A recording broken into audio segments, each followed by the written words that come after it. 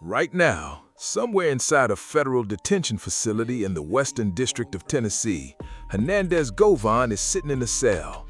What life is really like for him there, how he is reportedly being treated, and what day-to-day reality looks like behind those walls is probably very different from what many people imagined.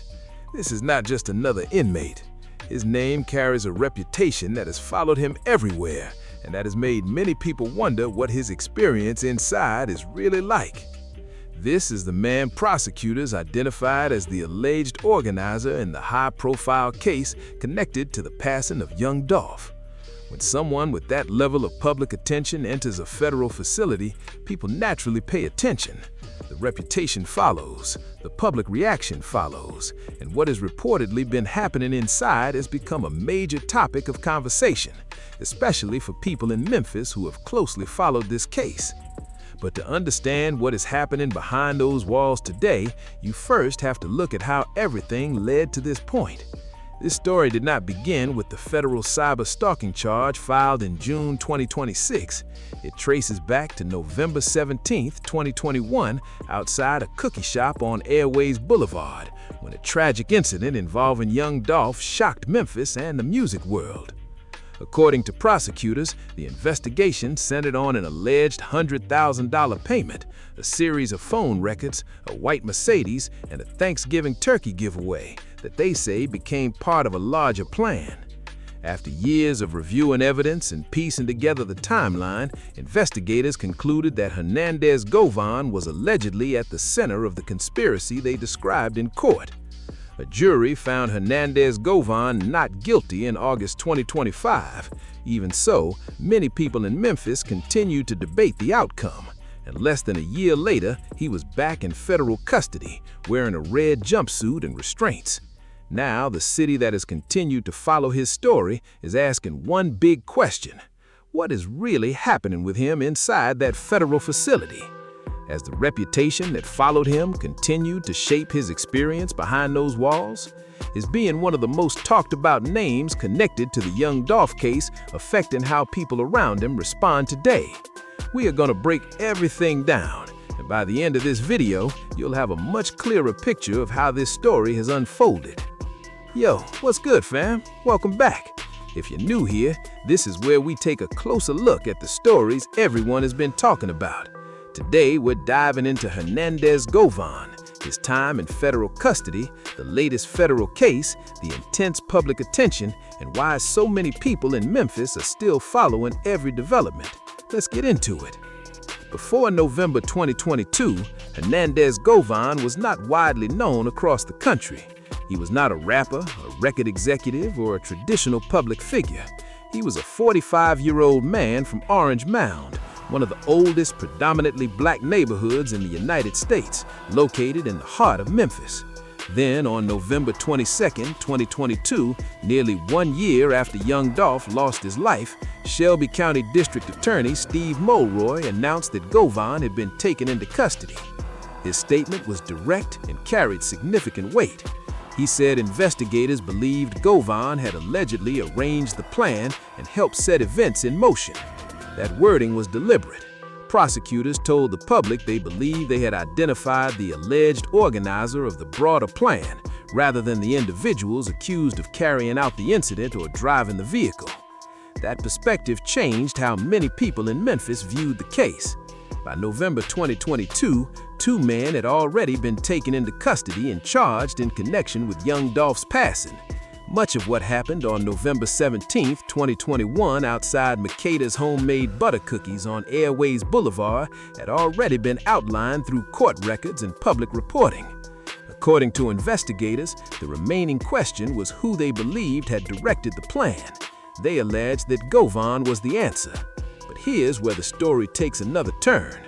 To understand why Govan's arrest drew so much attention and why his later acquittal, followed by new federal charges, sparked even more discussion, you first have to understand the impact of what happened on November 17, 2021.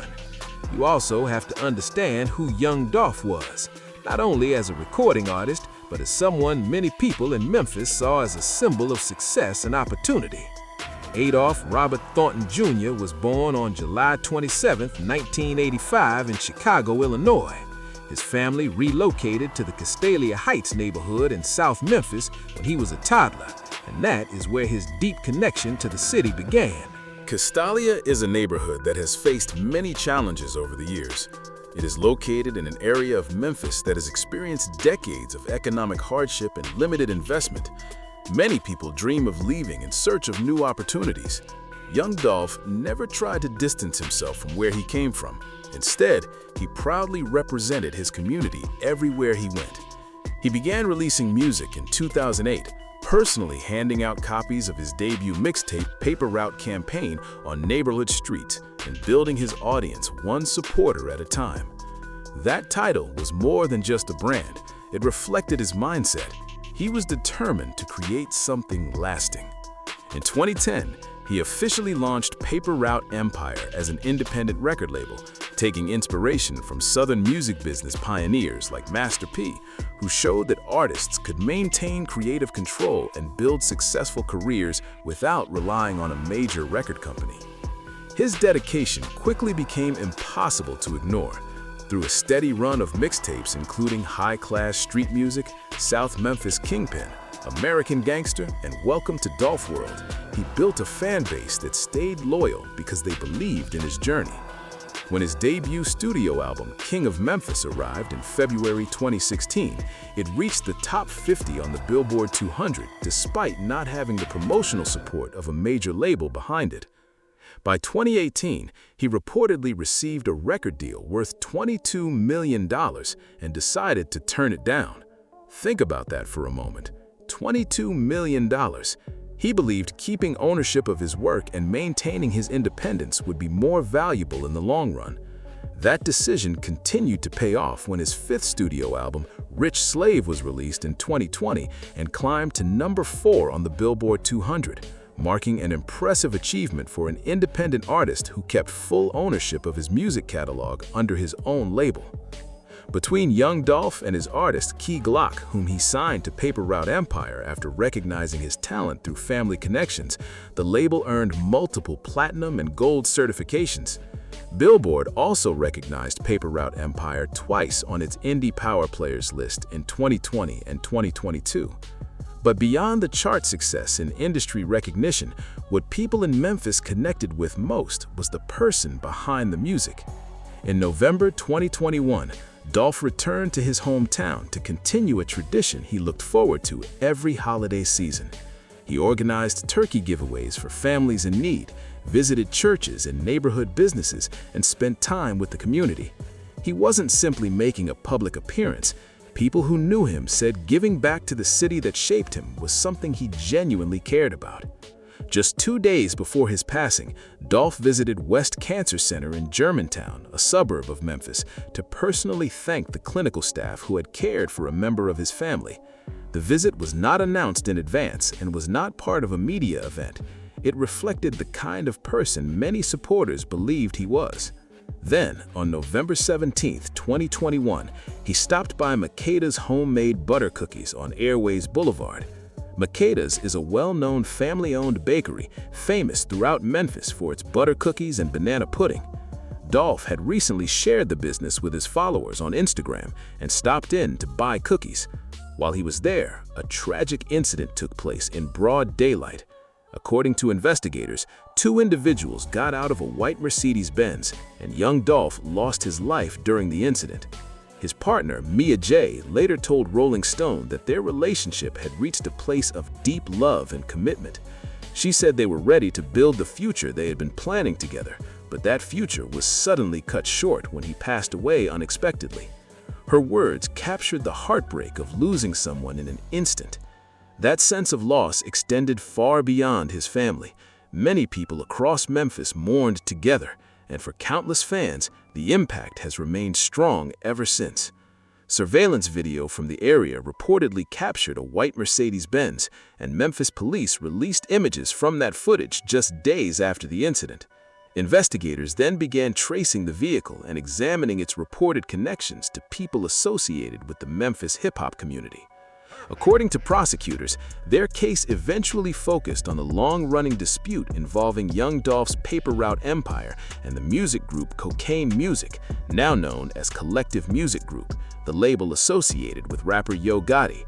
Prosecutors also alleged that Anthony Mims, publicly known as Big Juke and the late brother of Yo Gotti, had authorized a $100,000 payment connected to a plan targeting Young Dolph, along with smaller alleged payments involving other paper route empire artists. Prosecutors said they believe the alleged motive involved a mix of music industry competition, long-running personal disagreements, and years of public exchanges between those involved.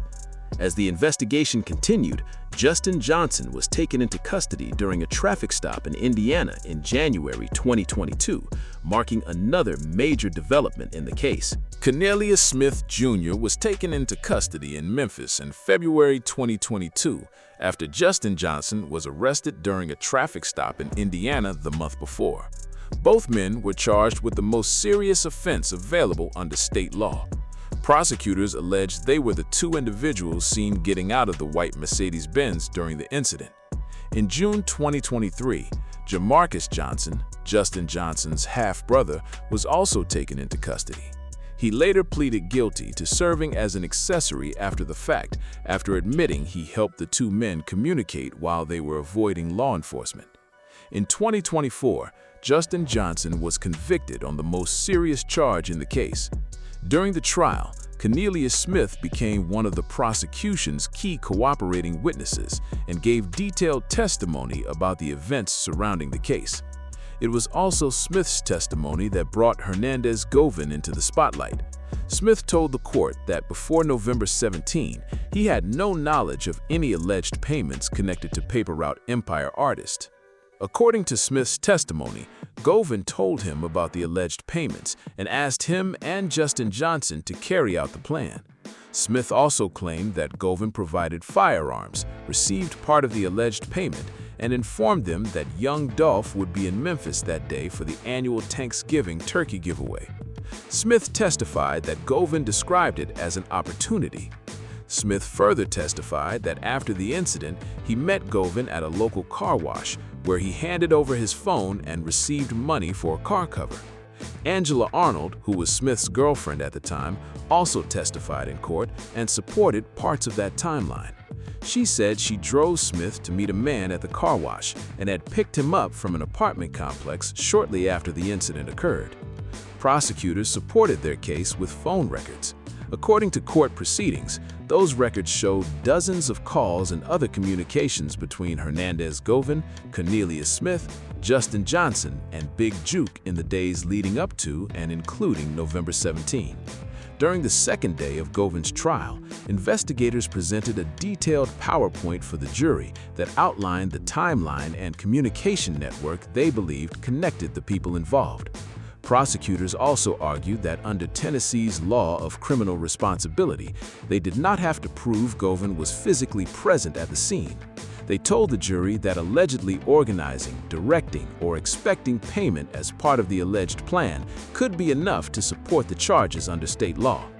Hernandez Govan was arrested in November 2022 and charged with multiple serious offenses, including conspiracy-related allegations. He remained in pre-trial detention for about 9 months before his case went to trial. His attorney, Manny Aurora, a well-known defense lawyer from Atlanta, recognized for handling high-profile cases, immediately challenged the prosecution's evidence. Aurora's main argument was clear. He said Smith was not a reliable witness. Smith had already pleaded guilty to charges connected to the case and agreed to testify before his own sentencing. Aurora argued that Smith had a strong incentive to provide testimony that could benefit him. He also told the jury that the cell phone records presented by prosecutors did not directly connect Hernandez Govan to the alleged conspiracy or conclusively prove the prosecution's claims on their own. Aurora told jurors that, in his view, the investigation was not supported by sufficient evidence and that the public attention surrounding the case should not be mistaken for proof. On August 21, 2025, after about 3 hours of deliberation, the jury returned its decision. The jury found Hernandez Govan not guilty on the most serious charges brought against him. In the end, he was acquitted on all charges. Hernandez Govan, then 45 years old, turned toward his family from the defense table with visible emotion. He embraced members of his legal team and also greeted Shelby County Judge Jennifer Mitchell. After leaving the courthouse, he spoke briefly with reporters. When asked what he planned to do first, Govan said he wanted to hug his son. He described the feeling of getting his life back as difficult to put into words and said it was one of the most meaningful moments he had ever experienced. He also told reporters that he intended to leave Memphis, a comment that quickly became a widely discussed topic across the city. Shelby County District Attorney Steve Morrow publicly expressed disappointment with the verdict. Aurora later told Rolling Stone that the defense team was pleased with the outcome, but believed the case should never have moved forward. He argued that the investigation lacked sufficient support and criticized the decision to approve the warrants that resulted in Govan spending nearly a year in custody before trial. But this is where the story took another major turn for the people of Memphis. A courtroom decision and public opinion are often two very different things, and in this case, they remained far apart. Young Dolph's impact on Memphis was never just about music. For hundreds of thousands of people, it was deeply personal. He donated $25,000 to Hamilton High School in 2020 to help provide new sports equipment. Every year before Thanksgiving, he organized turkey giveaways for families in the community. He visited cancer centers to personally thank healthcare workers who cared for members of his family. He signed artists from his own neighborhood, helped create opportunities for them, and turned down multi-million-dollar record deals because he believed staying independent was more valuable. His journey inspired many people in South Memphis by showing that success could come while staying true to yourself. After his passing, a street in Castelia Heights was renamed in his honor. His partner, Mia J., along with the broader community, continued supporting the Thornton Family's Charitable Foundation, carrying forward the community work he had started despite the difficult losses their family experienced that year. So, when Hernandez Govan left the courthouse after being acquitted, the conversation across Memphis did not simply end. Community discussions, social media posts, fan conversations, and local commentary continued as people shared different perspectives on the outcome. Some accepted the jury's decision after considering the evidence presented in court. Others still had unanswered questions and continued to wonder about the full story behind the case, even while recognizing the legal outcome. Although the case against Hernandez Govan ended with an acquittal, public opinion across Memphis remained much more divided. For many people, the legal outcome did not bring the sense of closure they had hoped for. Govan's attorney, Manny Aurora, recognized that reality. His comments emphasized that the public profile of a case should not be confused with the strength of the evidence presented in court, highlighting the difference between a legal decision and public perception. After years of following every update, court hearing, and related development, many people in Memphis continued to debate the case long after the verdict was announced. Then, in June 2026, another major development brought Govan's name back into the headlines. According to federal court documents that were later unsealed, prosecutors alleged that on June 3 and June 4, 2026, Govan sent a series of threatening text messages and voicemails to a woman. According to investigators, the woman told authorities that she feared for her safety and the safety of her child. The federal criminal complaint states that the dispute involved approximately $540 that she allegedly owed Govan. Court records further allege that he made statements suggesting someone could come to her home. According to the complaint, after the woman contacted authorities and law enforcement reportedly maintained a presence outside her residence, investigators say the messages continued. Court documents state that the messages included comments such as, "The National Guard can watch your house all day," and "I don't care about the police, National Guard, or nothing." According to the federal complaint, Govan allegedly sent additional messages that investigators described as intimidating. Court documents also allege that he threatened to share private and explicit material involving the woman. On June 10th, a warrant was issued charging Govan under state law with harassment and stalking, both misdemeanor offenses. Memphis police took him into custody on June 11th. He appeared in Shelby County Court on June 12th and was granted a $4,000 bond under conditions that prohibited him from contacting the woman or attempting to influence any witnesses. He was released. Just hours later, however, the case took another major turn. On the same day he posted bond in state court, the FBI filed a federal criminal complaint. U.S. Attorney Michael Donovan confirmed that Govan had been taken into federal custody under a complaint approved by a federal magistrate. On June 15, 2026, Govan appeared before U.S. Magistrate Judge Charmaine Claxton in Western District of Tennessee while in federal custody. He was formally arraigned on a federal cyberstalking charge. Prosecutors argued that he should remain in custody while the case moved forward, citing concerns raised in the complaint. The magistrate ordered that he be held without bond pending further proceedings. His next court hearing was scheduled for June 18th. The court documents included screenshots of messages that prosecutors alleged Govan sent to the woman. During the federal hearing, an FBI special agent testified and confirmed the timeline of the investigation. According to that testimony, the federal complaint was filed on a Friday, approved later that afternoon, and Govan was taken into federal custody the following day. Defense attorney Claiborne Ferguson, who now represents Govan in this separate case, publicly questioned the timing of the federal filing. Speaking with local television stations, Ferguson said he found it unusual that federal authorities filed their complaint on the same day Govan was released on bond in the state case. Ferguson also noted that, in his experience, federal prosecutors often proceed through an indictment rather than filing a criminal complaint first.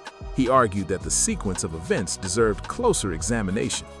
The defense also indicated it was looking into whether alcohol may have played a role in the incident, suggesting that Govan's judgment could have been affected as the day went on. Ferguson further said that Manny Aurora, who previously represented Govan during the Young Dolph-related trial, could potentially assist with the new federal case. The federal cyberstalking charge carries a maximum possible sentence of 5 years if a conviction is obtained. At the time of his federal arraignment, Hernandez Govan, then 47 years old, remained in federal custody at a detention facility in the Western District of Tennessee while the case continued through the court process. Federal pretrial detention is generally different from time spent in a county jail. People being held on federal charges are typically housed in facilities overseen by the Bureau of Prisons or in contracted detention centers while their cases move through the court system. Communication is often limited, with phone calls, mail, and other forms of contact subject to monitoring, and access to the outside world can be more restricted. For someone as widely known as Hernandez Govan, whose name is familiar to many people following Memphis news and the Young Dolph case, that experience can bring added attention. Other people in the facility, staff members, and the overall environment may already be aware of his public profile and the legal proceedings that have surrounded him. While the day-to-day conditions at the specific facility where Govan is being held have not been publicly detailed, court records do show that the federal magistrate ordered him to remain in custody while the case proceeds, after considering the arguments presented during the detention hearing. That decision became another major chapter in a case that has continued to draw public attention. Many people in Memphis watched Govan spend about 9 months in custody before his earlier trial. They followed the courtroom testimony, listened as witnesses described key events, phone records, and meetings discussed during the proceedings, and then watched the jury deliberate for several hours before returning a verdict of not guilty on those charges. Memphis watched Govan leave the courthouse after his acquittal and tell reporters that he planned to leave the city. Then, less than a year later, people saw him appear in federal court again as part of a new case involving an alleged dispute over approximately $540. The contrast between the serious allegations in his earlier trial and the circumstances surrounding the new federal case quickly became another major topic of discussion. Some people viewed the new developments as a sign that legal issues were continuing to follow him. Others, especially those who closely followed comments from his attorney, questioned whether the federal case reflected continued scrutiny after he had been acquitted in the earlier state trial. What many people could agree on was that Hernandez Govan's latest court proceedings once again brought attention back to the events of November 27, 2021. Some cases continue to spark discussion long after a verdict is reached. A courtroom decision answers the legal questions presented during a specific trial. It determines whether prosecutors met the required legal standard based on the evidence presented to that jury in that courtroom. But a legal decision does not always resolve every question people still have. It also does not erase the years of public attention devoted to following each arrest, court appearance, hearing, and witness testimony as the case unfolded. When the case at the center of so much emotion involves someone as respected and admired as Young Dolph, the difference between a legal outcome and personal closure can be incredibly difficult to overcome. For Memphis, this was never just another story involving a well-known artist. Young Dolph was part of the city's identity and someone many people felt a personal connection to. He grew up in Castalia, donated $25,000 to a local high school, and organized annual turkey giveaways for families in the community. On November 17, 2021, while visiting a neighborhood cookie shop, Young Dolph was involved in a tragic incident that deeply affected Memphis and fans across the country. The sense of loss was immediate and widespread, and every major court development that followed, from the arrests of Justin Johnson and Cornelius Smith to Jamarcus Johnson's guilty plea, Justin Johnson's 2024 conviction, Hernandez Govan's 2025 acquittal, and the federal charges filed against Govan in 2026 has been viewed through the lens of that lasting impact. Paper Route Empire continues to move forward. Daddy O, Dolph's longtime business partner and close friend, serves as CEO and has been recognized by Billboard twice on its Indie Power Players list.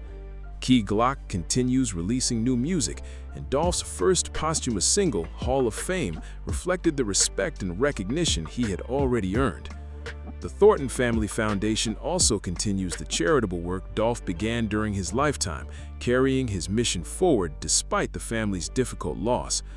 A street in Castalia Heights now permanently bears his name. Many people continue following every update. They read new articles, join online discussions, and watch every video covering the case, trying to understand what was presented in court, what was established through the legal process, what remained disputed, and why. For many of them, the story still feels unfinished. Because of that, whenever Hernandez Govan's name appears in the news, many people immediately connect it back to the events of November 17, 2021.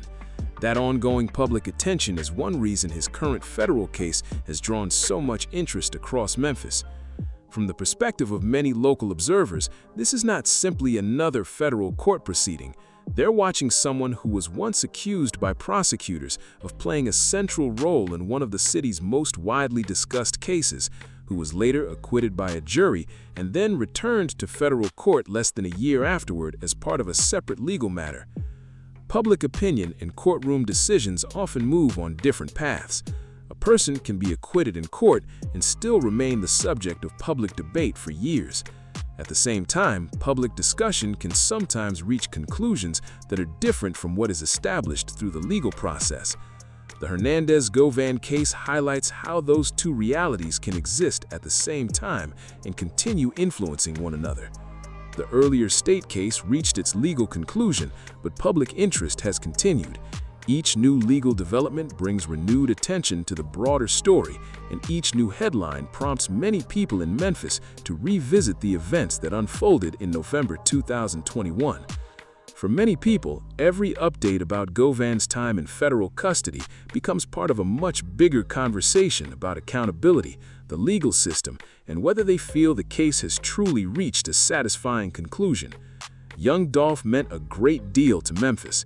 He built a successful, independent career from the ground up, turned down a reported $22 million record deal to maintain ownership of his work, and returned to his hometown year after year to support the community through events like his annual turkey giveaways. His passing left a lasting impact that many people in Memphis still feel today.